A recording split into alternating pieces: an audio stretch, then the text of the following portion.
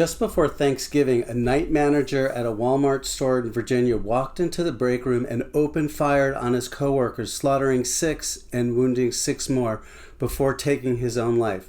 Wait, doesn't Walmart provide active shooter training? Yes, they do.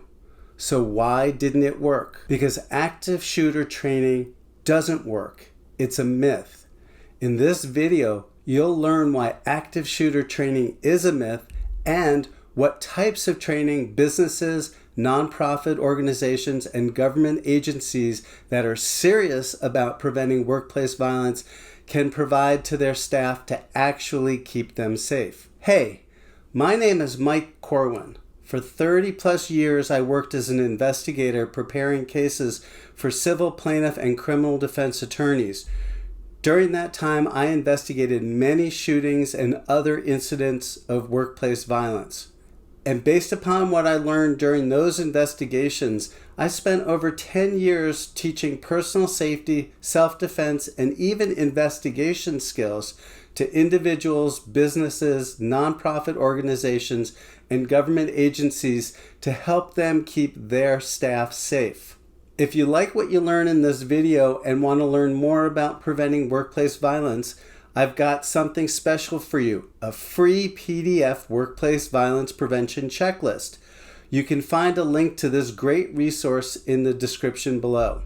According to OSHA, workplace violence is any act or threat of physical violence, harassment, intimidation, or other threatening, disruptive behavior that occurs at the worksite. It ranges from threats and verbal abuse to physical assaults and even homicide.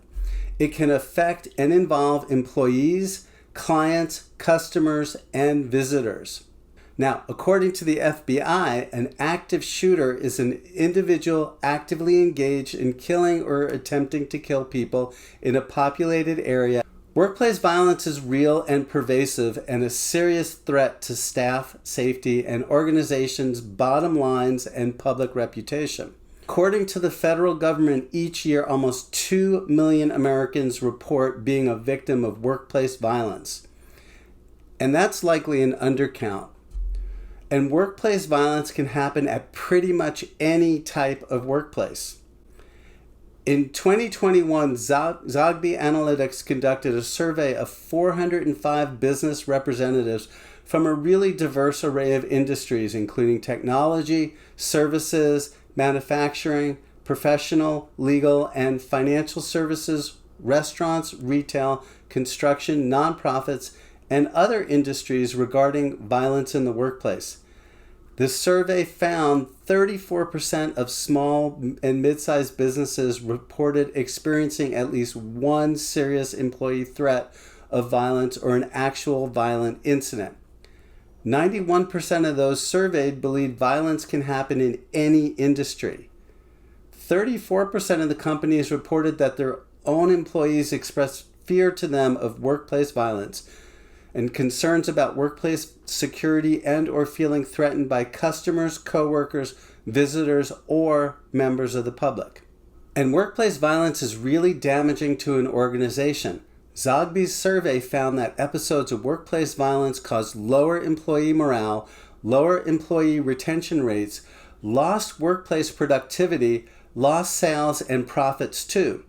And organizations where workplace violence occurred suffered damage to their reputation as a result of the violence, and this damage lasted for many months. All right, so here's why active shooter training doesn't work and does not prevent workplace violence. Active shooter training is reactive and wrongly focused. It puts the onus for safety on the individual employee instead of on the organization where it belongs. Active shooter training is laser focused on teaching staff what to do if a shooter enters the workplace. Active shooter training focuses on each individual's actions while this mass violence incident is underway. Mostly they focus on run, hide, engage, and that's the mantra of active shooter training, meaning once the shooting starts, run if you can, hide if you can't, and engage with the attacker if you can't run or hide. Since the shooting has already started, pretty much all you can do is run or hide until the shooting stops. Workplace and school shootings typically end when a shooter takes his own life, his weapon fails, or he flees the scene. That can work as long as you're really lucky, or at least not in the direct line of fire. Some active shooter trainings go all in on trying to recreate the feel of an attack using props like flashing lights, loud noises, and smoke. And there's just such a big push on finding that hiding place and how to exit a building so that law enforcement doesn't mistake you for the shooter and shoot you. But it's not the physical environment that matters when it comes to engagement with an armed attacker. It's what's inside you and whether you've learned to pattern movement and actions that do matter. Workplace violence prevention training, on the other hand, is more holistic and broad-based, and it includes training staff to be safe while they're out in the community and not just at the workplace too. Myth number one and done trainings work. Think about it. Law enforcement officers attend about 3 months of academy training plus refreshers, yet even these armed and trained professionals sometimes refrain from engaging with the shooter when arriving on scene. Instead, employers really need to think about workplace violence like they do other workplace safety concerns. Addressing it requires planning, a focus on avoiding and de-escalation before the shooting starts, safety trainings that are patterned to the point where reactions are automatic, and 4, it requires improving internal communications to stop or prevent the violence. Live shooter trainings make employers feel good. The simple act of providing training foists the responsibility for safety back onto the staff. We told them to run, hide, and engage, but it's up to them to actually do so. And if workplace violence occurred only in a vacuum, this might be okay. But after almost any incident of workplace violence occurs, don't we hear about warnings that were ignored, behaviors that were swept under the rug, and often about a culture of bullying that was ignored and security processes that weren't implemented? The Walmart shooting back last Thanksgiving was a very good example. All of those things were reported to have occurred. Myth number 3, workplace violence is different from other types of violence.